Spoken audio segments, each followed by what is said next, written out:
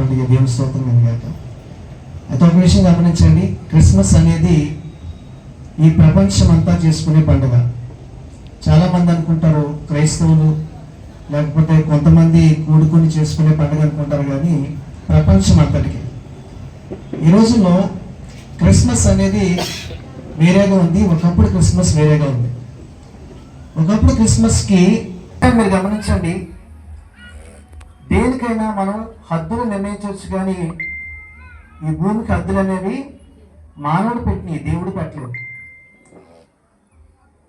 Israel దేశమైనా భారతదేశమైనా లేకపోతే ఏ దేశానికైనా పేర్లు మనం పెట్టాం.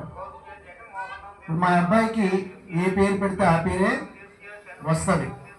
ఒక నలుగురు పిల్లలకి పేర్లు వేరైనంత మాత్రం తండ్రి వేరుగా ఉండడు, తండ్రి ఒక్కడే ఉంటాడు.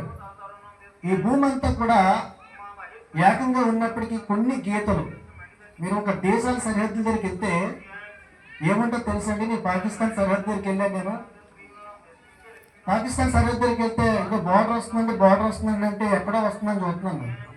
తెర చుట్టూ ఒక కంచె అడ్డంగా, ఒక ఇనప కంచె అడ్డగా ఉంది.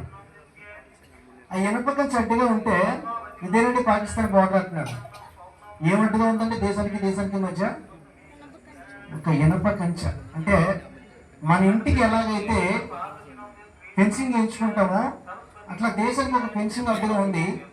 విచిత్రం ఏంటంటే భారతదేశంలో కొంతమంది కూలీలు పాకిస్తాన్ వెళ్ళి అక్కడ పనిచేసి మళ్ళీ వచ్చేస్తుంటారు.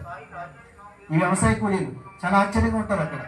మరి వీళ్ళు ఏమంటారా అంటే వీళ్ళు రోజు పనిలోకి వెళ్తారు కాబట్టి వీళ్ళ ఐడెంటిటీ ఆర్మీకి తెలుసండి, వీళ్ళు ఏమంటారు అని చెప్పేసి. చూసారా, ఒక దేశానికి మధ్య కేవలం అడ్డుగోడకు కంచి మాత్రం ఉంటుంది.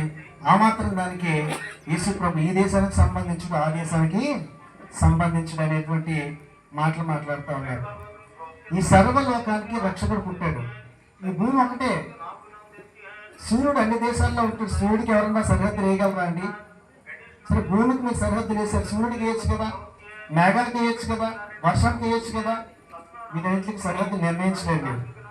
కేవలం ఒక చిన్న అపోహ ఏంటంటే యేసు ప్రభు భారతదేశానికి సంబంధించిన వ్యక్తి కాదు అని. భూమి చాలా చిన్నదండి, సర్వ సృష్టితో పోలిస్తే భూమి చాలా చిన్నది. ఆ చిన్న భూమికి దేవుళ్ళు 100 మంది దేవుళ్ళు లేరు, కానీ ఒకే దేవుడు ఉన్నాడు. సో అర్థం చేసుకోవాల్సింది ఏంటంటే ఎవరైతే ఇలాంటి విభేదాలు కలిగిస్తున్నారో వాళ్ళ మీద ఫోకస్ చేయకండి. అందరూ కలిసి చేసుకోవాల్సిన పండుగ. మీరు గమనిస్తే ఈ ప్రపంచం అంతా కూడా చేసుకుంటుంది ఈ పండుగ. ఇంకా మన దేశంలోనే అక్కడక్కడ కొన్ని ఖర్చు తక్కువ ఉంటుంది, కానీ ప్రపంచ దేశాల్లో కొన్ని లక్షల కోట్లు ఖర్చు పెట్టి చాలా బిజినెస్ అవుతూ ఉంది. వందల వేల మందికి మార్కెట్ దొరుకుతూ ఉంది, పని దొరుకుతూ ఉంది. చాలా సంతోషంగా ఉంటారు ఈ పండుగలో. సో నా ఉద్దేశం ఏంటంటే ఎవరైనా మిమ్మల్ని ఇలాంటి పండుగలకు వెళ్ళేటప్పుడు అడ్డగిస్తే దయచేసి వారికి చెప్పండి, ఇది మనుషులు నిర్ణయించినటువంటి పండుగ కాదు, మేము దేవుడి కోసం వెళ్తున్నామని చెప్పగలగాలి. సంతోషంగా ఉండండి. సంవత్సరానికి ఒక్కసారే ఉంటుంది, సంవత్సరానికి ఒక్కసారే వస్తుంది ఈ పండుగ. మరి ఈ పండుగలో ఒకరినొకరు కలుసుకుంటే ఇక్కడ ఏం చేస్తామో మనం వచ్చాం. ఇక్కడైనా మత బోధలు జరుగుతాయా? జరగనండి. క్రిస్మస్లో ఎవరు మత బోధలు చేయరు. క్రిస్మస్లో క్రీస్తు నేడు పుట్టాడని చెప్తారంటే, చెప్పిన తర్వాత ఏం చేస్తారంటే ఒక విందిస్తే ఆ విందులో పార్టిసిపేట్ చేసి వెళ్ళిపోతాం. ఆ మాత్రం దానికి విభేదాలు కలిగించుకుంటూ ప్రశాంతంగా ఉండండి, సంతోషంగా ఉండండి. అంటించుకుంటే అంటుకోవడానికి రోగాలు కాదండి ఇవి.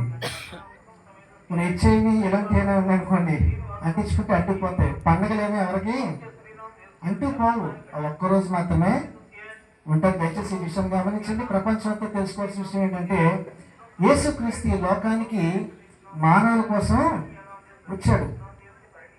ఆయన సర్వ సృష్టికి దేవుడు అయినప్పటికీ కూడా తనను తాను తగ్గించుకుని మానవుడిగా ఈ భూమి మీదకి వచ్చాడు. ఎందుకు వచ్చాడంటే ఇప్పుడు ఇక్కడ కనిపిస్తున్న మాట్లాడుతున్న వాళ్ళందరూ కూడా చాలా మంచి ప్రబుద్ధులుగా కనబడుతూ ఉంటారు. నేను కూడా తెలసొక్క లోపలేసుకున్నాను, కానీ చూసేవాళ్ళకి ఎలా ఉంటుందంటే చాలా మంచి వ్యక్తిలా ఉంది, చాలా జ్ఞానం కలిగిన వ్యక్తి అనుకుంటారు.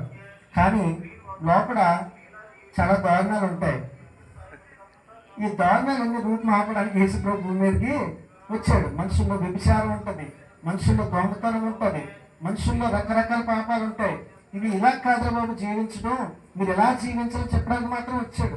అంతే తప్ప ఒక మతాన్ని సృష్టించేసి ప్రజలందరినీ కూడా తన వైపు తిప్పేసుకోవాలని దేవుడు ఆలోచన కాదు. ఒకరినొకరు పూడ్చుకుంటూ ఉన్నారు.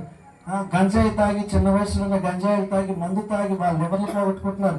ఇలా కాదు జీవన విధానం అని చెప్పడానికి ఒక పసిబాలుడిగా మీరు గమనించండి. యేసుప్రభు ఎప్పుడైనా పెద్ద కిరీటంతో పుట్టాడా?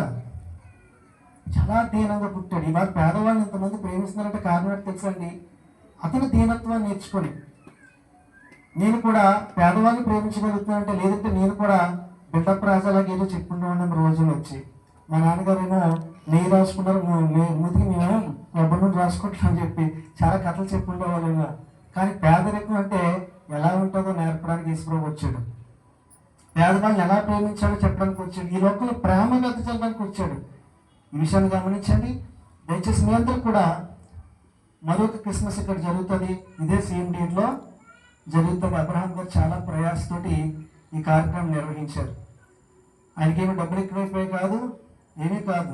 మా పేటలో కూడా, మా వీధిలో కూడా ఒక ఘనమైన క్రిస్మస్ జరగాలని కోరుకున్నాడు ఆయన. ఈ 2-3 రోజుల నుంచి నిద్ర లేకుండా చాలా మా వాళ్ళకి కూడా క్రిస్మస్ పాటలు అవన్నీ వినాలని చెప్పి చేశారు. ఎవరు కూడా మత మార్పిడి కోసం ప్రయత్నం చేయరు. ఆ విషయాన్ని మనసులో ఉంచుకోండి. నేను కూడా ఎవరికి దేవుడి గురించి చెప్పనండి. ఎందుకంటే మంచిగా ఉండమని చెప్తారు తప్ప ఏదో కనిపిస్తుంటే ఏమీ రాదు. ఈ విషయాన్ని గమనించి కలుసుకుని ప్రార్థన చేద్దాం. మహోన్నతుడానికి వందనాలు తండ్రి. ఈ ప్రాంతానికి కూడా నేను ప్రభా క్రిస్మస్ వేడుక జరిగించుకోవడానికి కృప చూపించడానికి వందనాలు. మనుషుల్లో ప్రభా ఇదో అలజడి లేకుండా శాంతిని ప్రసాదించమని అడుగుతా ఉన్నాం. మనుషుల్లో ప్రేమ గుర్తిల్లాలని మాత్రమే కోరుకుంటున్నాం. యేసుక్రీస్తు అంటేనే ప్రేమ ప్రభా తండ్రి నాయన. ఆ ప్రేమను విడిచిపెట్టి ఏ పాస్టర్ గారైనా, ఏ క్రైస్తవుడు కూడా ఇతర వాళ్ళని దూషించకూడదు తండ్రి ప్రభా. అలాగే అది నువ్వు కోరుకోలేదు నాయన. ప్రతి ఒక్కరు ప్రేమించాలని కోరుకున్నావు. అలాగే ఇతరులు కూడా నిన్ను ప్రేమించాలని కోరుకుంటూ ఉన్నావు. అటువంటి గొప్ప మనసు అందరికీ దయచేయమని, అన్నదమ్ములుగా అందరూ కలిసి ఉండి ప్రభా నీ యొక్క వేడుకలు జరిగించుకోవడం కృప చూపించమని త్వరగా యేసుక్రీస్తు నామాన్ని ప్రార్థన అడుగుతున్నాను తండ్రి. ఆమేన్.